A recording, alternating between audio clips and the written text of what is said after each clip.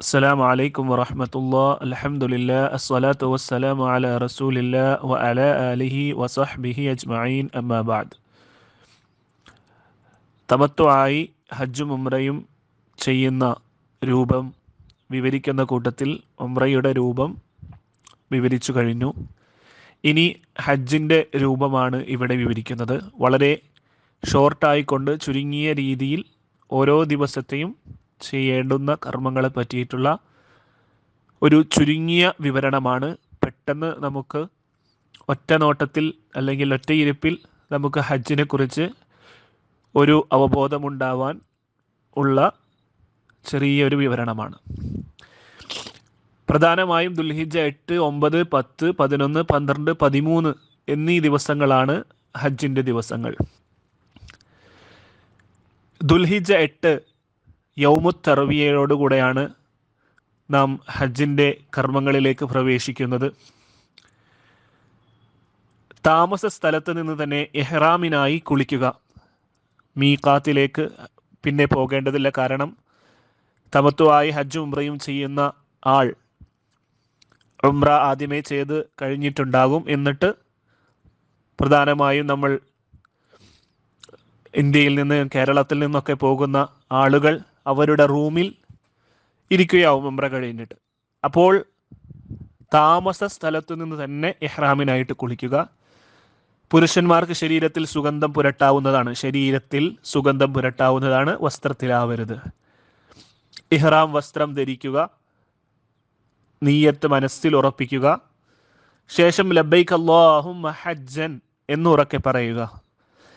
ലബ്ബൈക് അല്ലാഹുമ്മ ഹജ്ജൻ എന്ന് ഉറക്കെ പറയുക. അതിലോടുകൂടെയാണ് നാം പ്രവേശിക്കുന്നത് ഹജ്ജിലേക്ക്.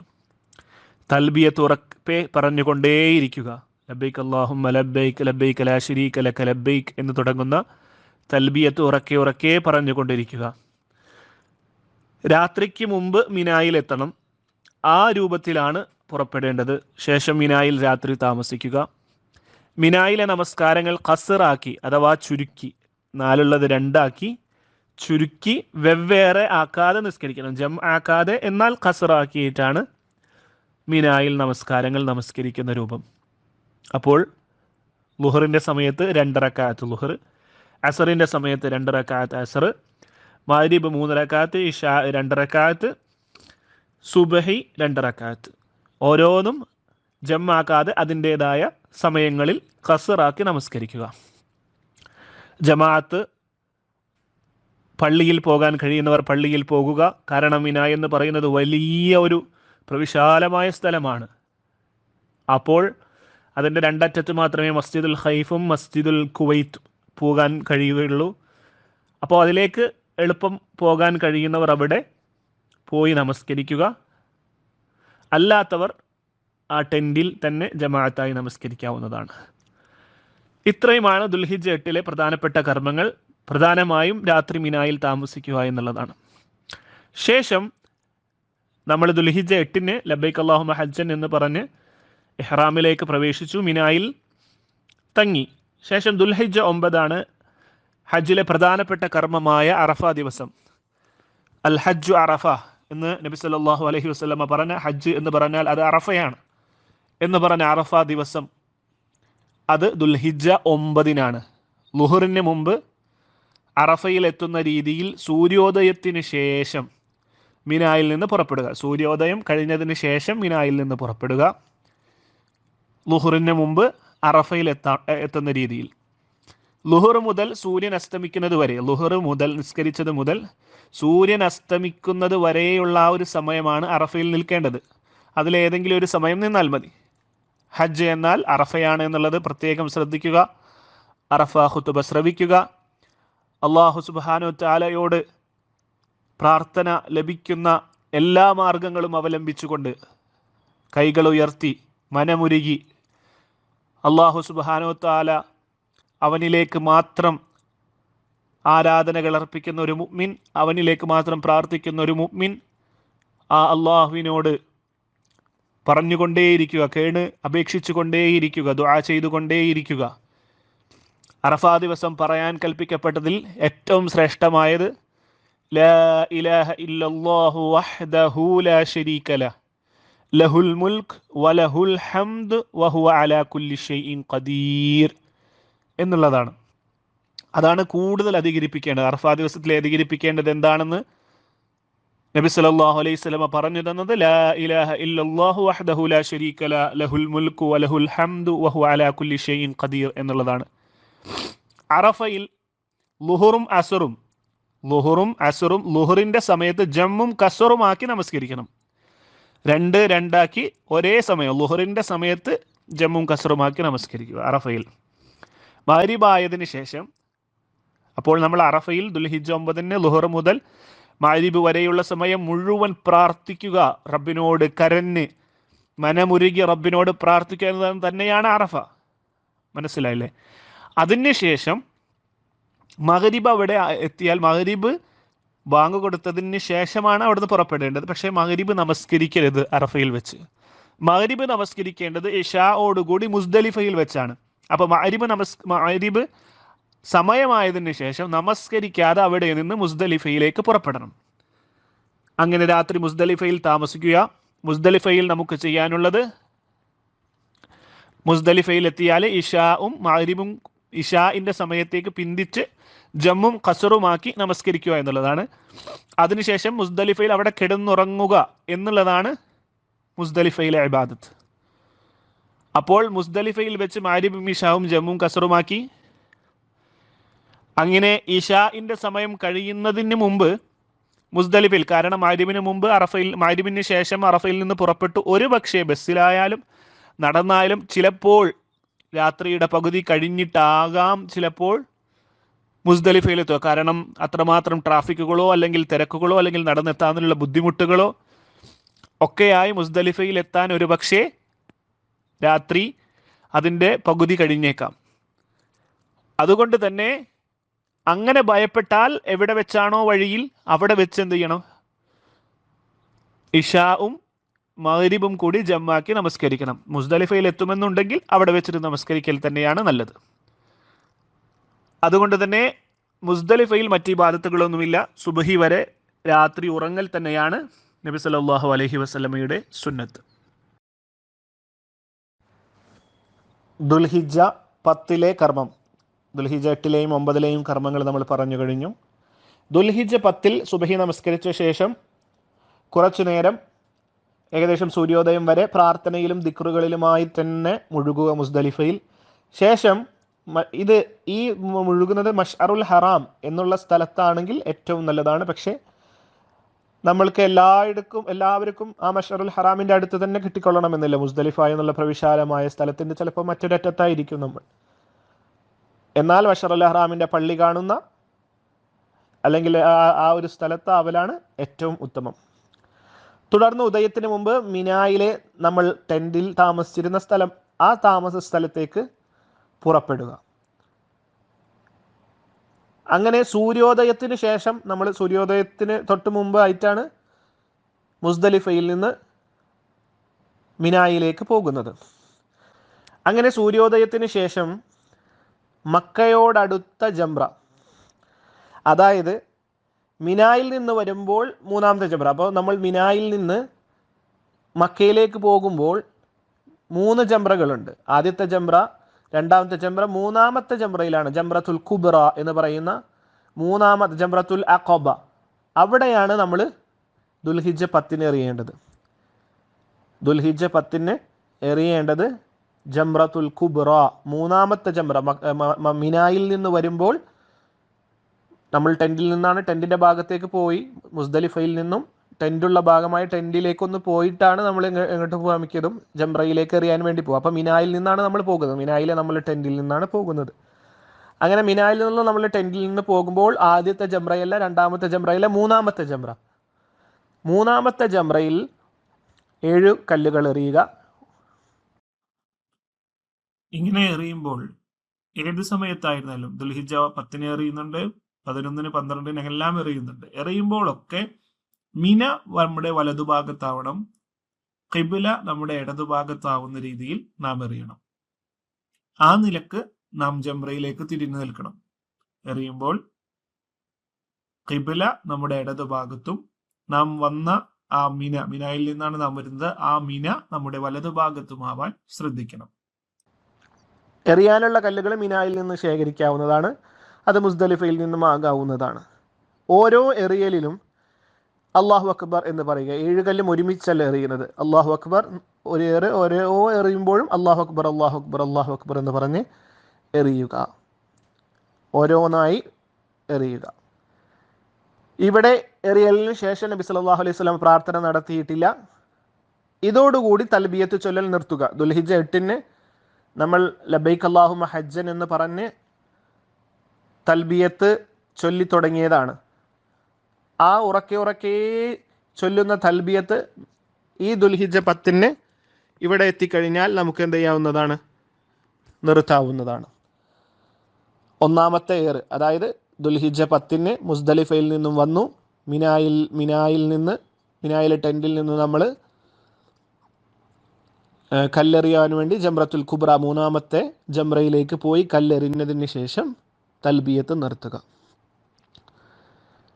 അറവ് നടത്തുക എന്നുള്ളതാണ് അടുത്ത കർമ്മം. സ്വയം അറുക്കുന്നതാണ് കൂടുതൽ ശ്രേഷ്ഠമെങ്കിലും സൗദിയിലെ ഗവൺമെൻറ് അംഗീകരിച്ച സ്ഥാപനങ്ങളെ ഏൽപ്പിക്കുന്നതിനും വിരോധമില്ല. നമ്മൾ കല്ലുകൾ എറിഞ്ഞതിന് ശേഷം അറവ് നടത്തുക, മുടി കളയുക, കഅബത്തിങ്കൽ പോയി തവാഫുൽ ഇഫാലയും സഅയും നടത്തുക എന്നതാണ് ദുൽഹിജ്ജ 10 നബി സല്ലല്ലാഹു അലൈഹി വസല്ലമയുടെ ക്രമം. ആദ്യം അറവ്, കല്ലുകൾ എറിഞ്ഞതിന് ശേഷം ആദ്യം അറവ്, മുടി കളയുക, തവാഫുൽ ഇഫാലയും സഅയും നടത്തുക. എന്നാൽ ഈ ക്രമം തെറ്റുന്നതിലും വിരോധമില്ല. നബി സല്ലല്ലാഹു അലൈഹി വസല്ലമ അതിന് അനുവാദം കൊടുത്തിട്ടുണ്ട്. ഏത് ക്രമത്തിലും ഈ ആദ്യം മുടി കളഞ്ഞു പിന്നെ അറവ് നടത്തി പ്രശ്നമില്ല. തവാഫുൽ ഇഫാലയും സഅയും അതും പ്രശ്നമില്ല. അങ്ങും ഇങ്ങും ഓർഡർ മാറ്റി ചെയ്യുന്നത് കൊണ്ട് പ്രശ്നമില്ല. ജംറത്തുൽ അഖബയിൽ എറിഞ്ഞു കഴിഞ്ഞാൽ 1ാമത്തെ തഹല്ലുലായി. നമ്മൾ ദുൽഹിജ്ജ 10 ജംറത്തുൽ അഖബയിൽ എറിയുമല്ലോ, അതിന് ശേഷമാണല്ലോ അറവ് നടത്തുക, മുടി കളയുക. അപ്പോൾ ജംറത്തുൽ അഖബയിൽ എറിഞ്ഞതിന് ശേഷം 1ാമത്തെ തഹല്ലുലായി. 1ാമത്തെ തഹല്ലുൽ എപ്പോഴാണ് എന്നതിനെ സംബന്ധിച്ച് വേറെയും ചില അഭിപ്രായങ്ങളുണ്ട്. അങ്ങനെ 1ാമത്തെ തഹല്ലുലായാൽ പിന്നെ ഇഹ്റാമിൻ്റെ വസ്ത്രം മാറ്റി സാധാരണ വസ്ത്രത്തിലേക്ക് മാറ്റാവുന്നതാണ്. ലൈംഗിക ബന്ധമല്ലാത്ത ഇഹ്റാം മൂലം ഹറാമായിരുന്ന മറ്റെല്ലാ കാര്യങ്ങളും ഇതോടെ ഹലാലാകും. ലൈംഗിക ബന്ധം മാത്രം ഹറാമാണ്, ബാക്കി ഇഹ്റാം കൊണ്ട് ഹറാമായിരുന്ന എല്ലാ കാര്യങ്ങളും ഇതോടുകൂടി ഹലാലാകും. തവാഫുൽ ഇഫാലയും സഅയും ദുൽഹിജ്ജ 10 അല്ലെങ്കിൽ പിന്നീടോ നടത്താവുന്നതാണ്. ദുൽഹിജ്ജ 10 നടത്തുന്നതാണ് നബി സല്ലല്ലാഹു അലൈഹി വസല്ലമയുടെ രീതി. എന്നാൽ ദുൽഹിജ്ജ 10 സാധിക്കാത്തവർ, കാരണം ഒരുപാട് ദൂരം കുറച്ച് നടക്കാനുണ്ടാവും, ദുൽഹിജ്ജ 10 ജംറയിൽ എറിഞ്ഞ് അറവ് നടത്തുക, അതുപോലെ മുടി കളയുക, അങ്ങനെ കുറേ കർമ്മങ്ങളുണ്ടല്ലോ. ദുൽഹിജ്ജ 10 ഏറ്റവും കൂടുതൽ കർമ്മങ്ങളായിട്ടുള്ളത്.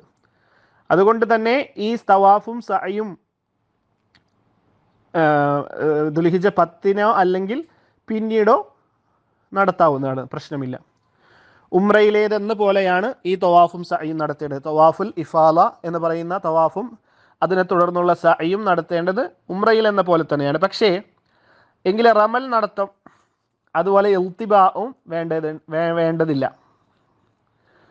ഇതോടെ ഇഹ്റാം മൂലം ഹറാമായ എല്ലാ കാര്യങ്ങളും ഹലാലാവും. തവാഫുൽ ഇഫാലയും സഅയും കഴിയുന്നതോടുകൂടി ഇഹ്റാം മൂലം ഹറാമായിരുന്ന എല്ലാ കാര്യങ്ങളും ഹലാലാവും.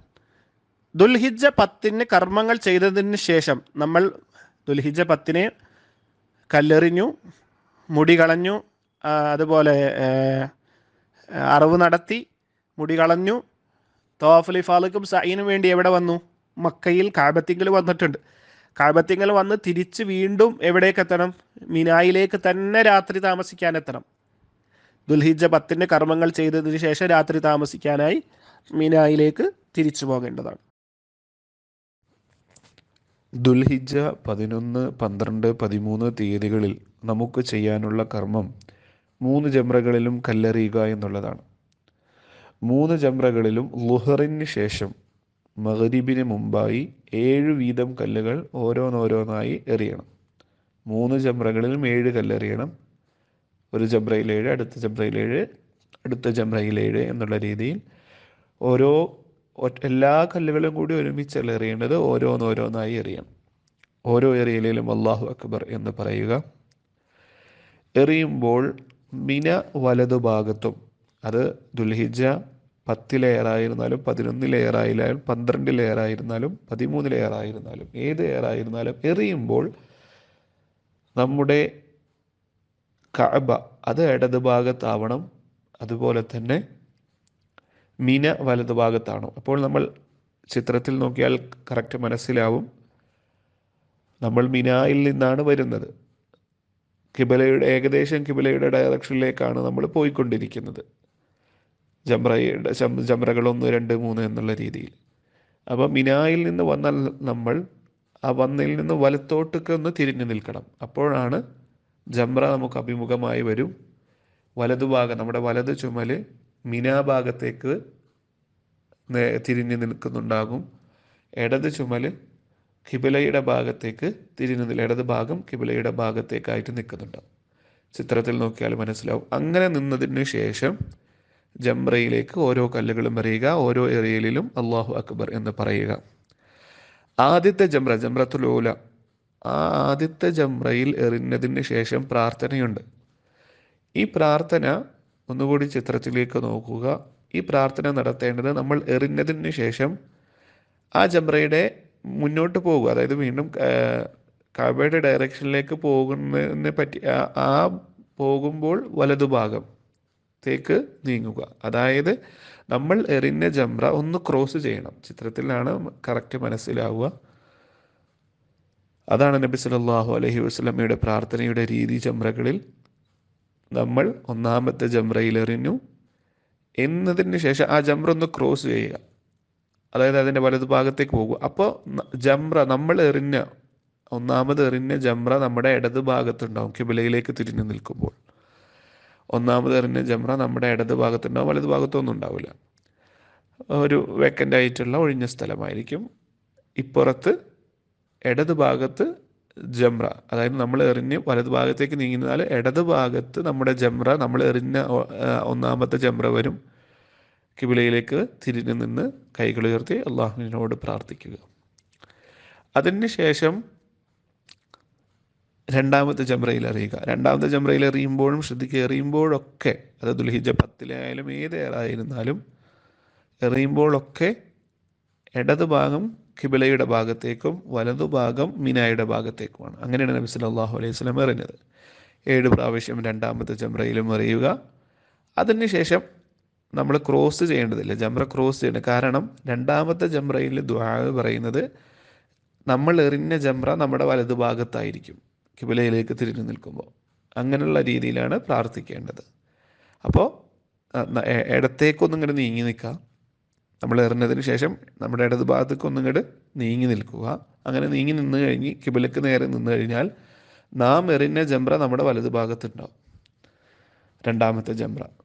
അതിന് ശേഷം ചിത്രത്തിലാണ് കൂടുതൽ മനസ്സിലാവുക. അത് നാം പറയുന്നതും ചിത്രവുമായി എന്ത് ചെയ്യുക, കമ്പയർ ചെയ്ത് മനസ്സിലാക്കുക. അങ്ങനെ രണ്ടാമത്തെ ജംറയിൽ നാം എറിഞ്ഞ ജംറ വലതുഭാഗത്താകത്തക്കവണ്ണം ഖിബിലയിലേക്ക് തിരിഞ്ഞു നിന്ന് പ്രാർത്ഥിക്കുക, കൈകൾ ഉയർത്തി. ശേഷം മൂന്നാമത്തെ ജംറയിലേക്ക് നടക്കുക. ഇതേപോലെ കഅബ ഇടത് ഭാഗത്തും മീന വലതു ഭാഗത്തുമാവുന്ന രീതിയിൽ നിന്നുകൊണ്ട് ജംറക്കഭിമുഖമായി നിന്ന് 7 കല്ലുകൾ എറിയുക. ഓരോന്നോരോന്നായി ഓരോ എറിയലിലും അല്ലാഹു അക്ബർ പറയുക.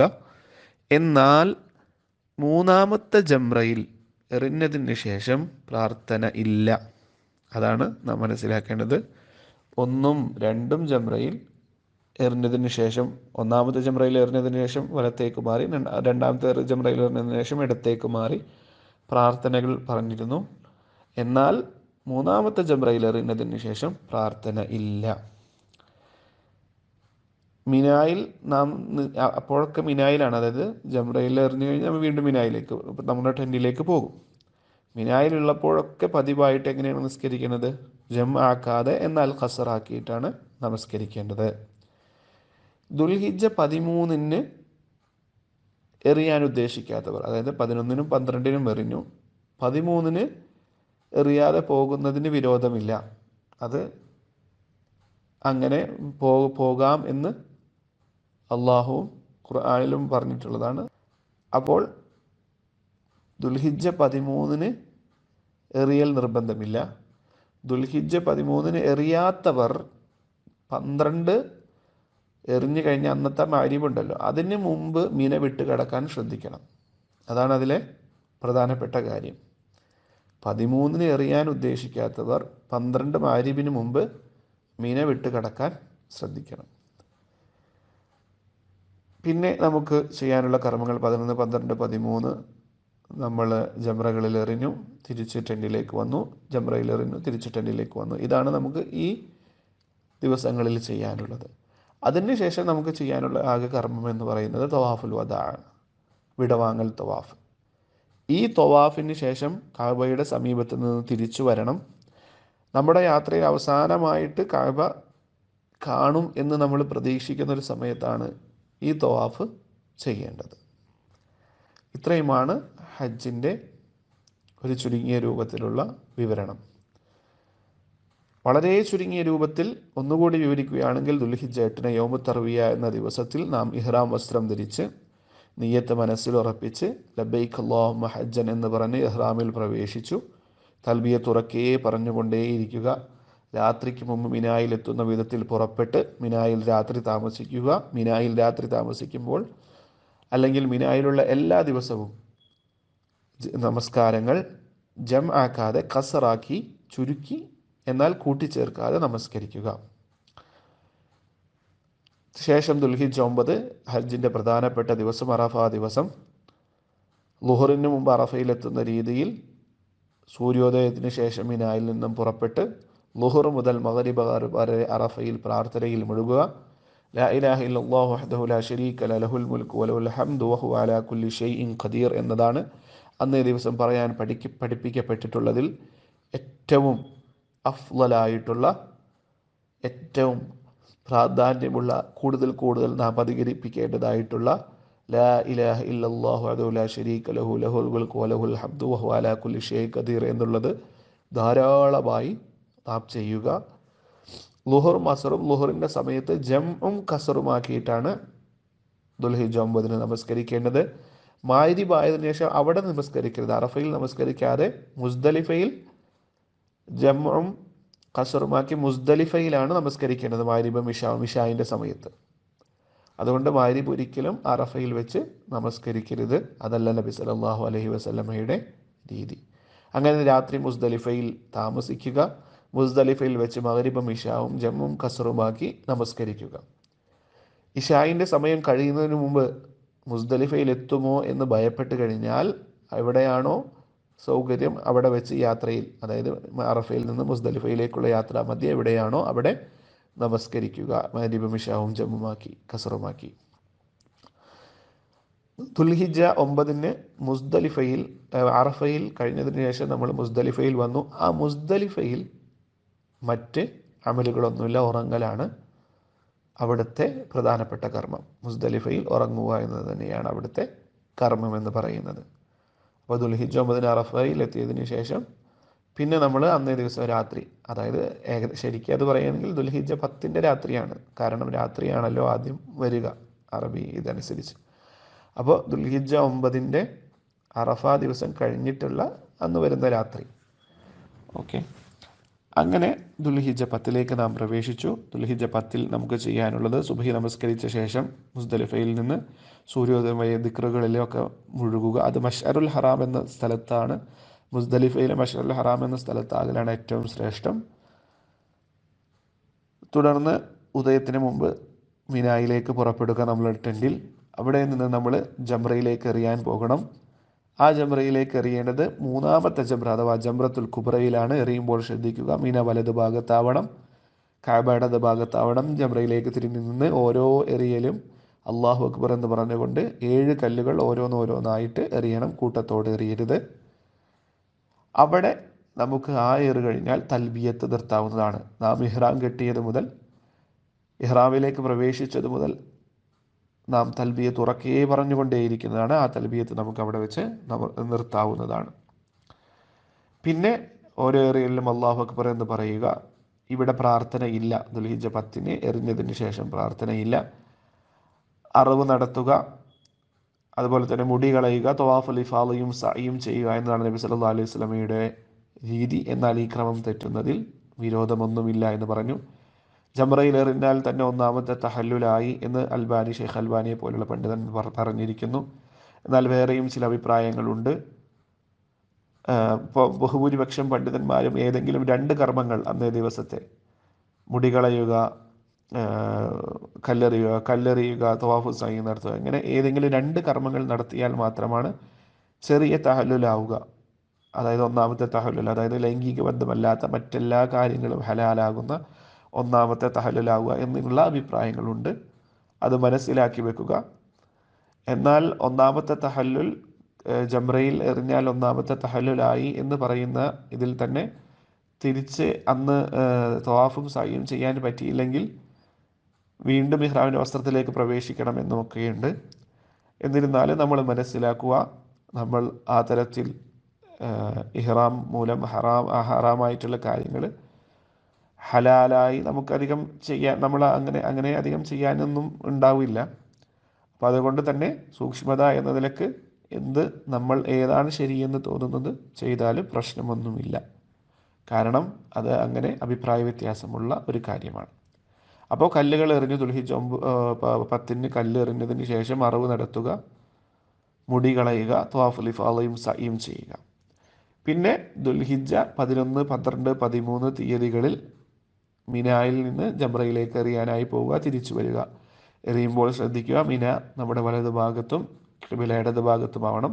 ഒന്നാമത്തെ ജംറയിൽ എറിഞ്ഞതിന് ശേഷം അതിൻ്റെ വലത്തേക്ക് മാറി നിന്ന്, അതായത് വലത്തേക്ക് മാറി നിന്ന് കഴിഞ്ഞാൽ നാം എറിഞ്ഞ ജംറ നമ്മുടെ ഇടത് ഭാഗത്താവും. അങ്ങനെ ഖിബിലയിലേക്ക് തിരിഞ്ഞ് പ്രാർത്ഥിക്കുക. രണ്ടാമത്തെ ജംറയിൽ എറിയുക, ശേഷം പ്രാർത്ഥിക്കുക. പക്ഷേ ഇവിടെ പ്രാർത്ഥന നടക്കുമ്പോൾ നമ്മൾ ഇടത് ഭാഗത്തേക്കാണ് നീങ്ങി നിൽക്കേണ്ടത്. അങ്ങനെ നീങ്ങി നിൽക്കുമ്പോൾ നാം എറിഞ്ഞ രണ്ടാമത്തെ ജംറ നമ്മുടെ വലതു ഭാഗത്തേക്ക് വരും. പിന്നെ മൂന്നാമത്തെ ജംറയിലേക്ക് എറിയാനായിട്ട് അങ്ങനെ എറിയുമ്പോൾ അവിടെ പ്രാർത്ഥനയിൽ എറിഞ്ഞതിന് ശേഷം തിരിച്ചു വരിക. ഇങ്ങനെ 3 ദിവസം ആവർത്തിക്കുക. 13 ദുൽഹിജ്ജ 13 എറിയാൻ ഉദ്ദേശിക്കാത്തവർക്ക് അങ്ങനെ ചെയ്യാവുന്നതാണ്, പ്രശ്നമൊന്നുമില്ല. ദുൽഹിജ്ജ 13 എറിയാൻ ഉദ്ദേശിക്കാത്തവർ 12 മഗ്‌രിബിന് മുമ്പേ മിന വിട്ട് കടക്കാൻ ശ്രദ്ധിക്കണം. ശേഷം നമുക്ക് ചെയ്യാനുള്ളത് തവാഫുൽ വദാ ആണ്, വിടവാങ്ങൽ തവാഫ്. നമ്മുടെ യാത്രയിൽ അവസാനമായിട്ട് കഅബ കാണുമെന്ന് തോന്നുന്ന സമയത്ത് തവാഫുൽ വദാ ചെയ്യുക. ഇത്രയാണ് വളരെ ചുരുങ്ങിയ രൂപത്തിൽ ഹജ്ജ് എന്ന് പറയുന്നത്. അല്ലാഹു തആല നമ്മുടെ കർമ്മങ്ങളെല്ലാം സ്വീകരിക്കുമാറാകട്ടെ. പരിപൂർണമായ രീതിയിൽ ഹജ്ജ് ചെയ്യുവാനും അതിൻ്റെ പരിപൂർണമായ രീതിയിൽ പ്രതിഫലം സ്ഥിരപ്പെടുന്ന ആളുകളിൽ ഉൾപ്പെടാനും അല്ലാഹു സുബ്ഹാനഹു തആല നമുക്ക് തൗഫീഖ് നൽകി അനുഗ്രഹിക്കുമാറാകട്ടെ.